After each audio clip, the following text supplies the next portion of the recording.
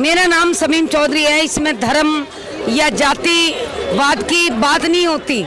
अगर किसी ने किसी को बेरहमी से मारा है, वो दलित समाज का है या मुस्लिम समाज का है, इंसानियत ये कहती है कि उसकी आवाज़ को बुलंद करो, उसकी आवाज़ को उठा के चलो, उसको इंसाफ दिलाओ उसके माँ बाप को। और बाबा साहब भी यही छुआछूत करते तो आज बाबा साहब को पूजन लायक नहीं होते। नहीं शमीम जी बताइए, मैं यही सवाल करता हूँ अपने समाज के लोगों से कि एक तरफ सेलेक्टिव क्यों हो जाते हैं हम लोग। एक तरफ तो हम बड़ी बड़ी बातें करते हैं, हम समाज के लिए अपनी जान दे देंगे, समाज के उद्धार के लिए हम लड़ मरेंगे, लेकिन जब वहीं पर एक समाज के बच्चे को मार दिया। मैं ये नहीं कह रहा अपराधी की जाति और धर्म इंपॉर्टेंट नहीं है, अपराधी अपराधी होता है। और अगर अपराधी ने किसी समाज के बच्चे का कत्ल किया है, उसके ऊपर सख्त कार्रवाई होनी चाहिए। लेकिन ये जो हो रहा है सिर्फ सेलेक्टिव पत्रकारिता या सेलेक्टिव हम आंदोलन उठाते हैं, क्या ये गलत नहीं है? ये बिल्कुल सरासर गलत है। आपने जो आवाज उठाई है, आप जो नीडर होके हमारे पत्रकार एक बीच में आके इस आवाज को बुलंद कर रहे हो, तो आपका मैं तो बहुत धन्यवाद करूंगी कि आप लोग नीडर होके और अपनी जान को जोखिम उठा के इस आवाज को बुलंद करोगे, तो मैं आपकी शुक्रगुजार रहूंगी। जी मैं यही बात कहना चाहता हूँ, और भी लोगों से मैं बात करूँगा इसमें। देखिए मैंने मनीष की मदर से हमने बात करी, उनकी मौसी जी से बात करी, उन्हें भी बड़ा अफसोस है कि जिस समाज से वो आती है उस समाज के लोग उनके साथ खड़े नहीं दिखाई दिए। देखिए एक बच्चे को चाकुओं से हमला करके मार दिया जाता है और समाज चुप है। और दिल्ली की घटना है, तकरीबन 40 से ज़्यादा दलित समाज के चैनल हैं यहाँ पर, 250 से ज़्यादा बहुजन समाज के चैनल हैं जो बहुजन और दलितों की आवाज़ को उठाने की बात करते हैं। लेकिन जब वहाँ पर एक बच्चे की हत्या हो जाती है तो आवाज़ किसी की नहीं निकलती। और भी लोगों उनसे बात करेंगे, तो मैम आप क्या कहेंगे इस पर?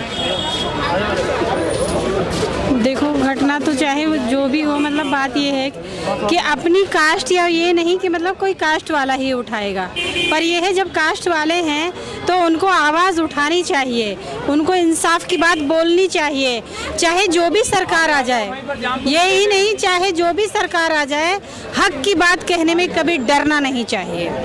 मैं तो यही कहती हूँ कि चाहे जो भी चैनल वाले हों, वो ये सोचकर चैनल चला रहे हों कि हमारी दुकान मतलब इन्हीं से चलेगी, जो अभी सरकार है शायद वही पूरी जीवन बनी रहेगी।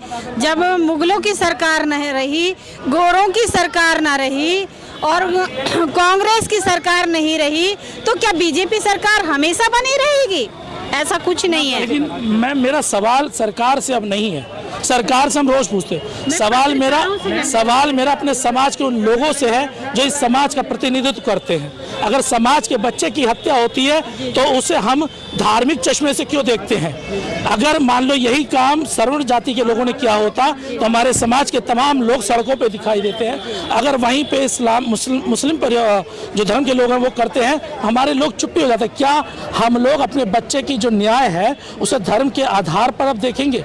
जिस माँ का बच्चा चला गया उस माँ के पास जाके कहेंगे तुम्हारे बच्चे का कत्ल मुसलमान जो लड़के हैं उन्होंने मारा है, इसलिए आपको न्याय नहीं मिलेगा? हम खड़े नहीं हो सकते क्योंकि हमारा वोट की राजनीति सियासत है।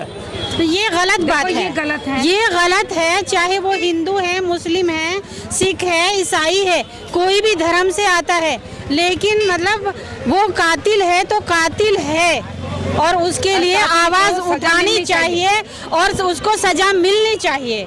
मेरा तो यही मानना है। देखिए मैं माता और बहनों की आवाज़ आपको सुना रहा हूँ, बहुत ज़रूरी है ये। हकीकत बताऊं, कई बार नींद नहीं आती जब बच्चों की, मैं उस दिन देख रहा था सरकारी आंकड़ा देख रहा था, महिला उत्पीड़न में इस देश में तकरीबन 2021 में 6 लाख के आसपास केस रजिस्टर्ड होते हैं। एक दिन में 1600 से ज़्यादा महिला उत्पीड़न के केस आते हैं। जब हम दलित उत्पीड़न की बात करते हैं तो इस देश में 50,900 केस 2021 में रजिस्टर्ड होते हैं। तकरीबन 135 केस रोजाना होते हैं, लेकिन हम लोग चुप्पी बांध लेते हैं, हम लोग बोलते नहीं हैं क्योंकि हम लोग तुष्टीकरण करते हैं। हम अपने वोट के लिए, अपनी सियासत के लिए देखते हैं कि वो किस वर्ग का है और किस वर्ग का नहीं है। लेकिन क्या उन माताओं, उन बहनों, उन कोखों से हम बात कर सकते हैं? उनसे आंख मिला के हम पूछ सकते हैं कि आपके बेटे ने क्या अपराध किया कि जो उसे मार दिया गया? एक माँ अपने बच्चे को 9 महीने कोख में तो पालती है, लेकिन जब तक वो जिंदा रहता है या उसकी माँ जिंदा रहती है उसे उसी तरह से प्रेम रखती है। लेकिन जब उस बच्चे को मार दिया जाता है वो रोज रात को सपने में ही नहीं अपने गेट की तरफ तकतकी देखती है, मेरा बेटा कब घर आएगा। आप समझिए इस देश में यही जातिवाद है। इसी जातिवाद के खिलाफ लड़ना बहुत ज़रूरी है। मैं फिर से आखिरी में जाऊंगा, आपने बहुत समय दिया चैनल को, उसके लिए आपका बहुत बहुत धन्यवाद। नहीं, मेरे लिए कभी भी कोई मेरी जरूरत पड़े मेरा नंबर नोट कर लो, 9871688504, ये मेरा पर्सनल व्हाट्सएप नंबर है। और दूसरे नंबर में किसान आंदोलन में भी 14 महीने रही हूँ, कंधे से कंधा लगा के रही हूँ। जातिवाद से लड़ाई नहीं लड़ते हम ईमानदारी की लड़ाई लड़ते हैं और अपने हक को छीन के अपने जिसका हक होता है उसे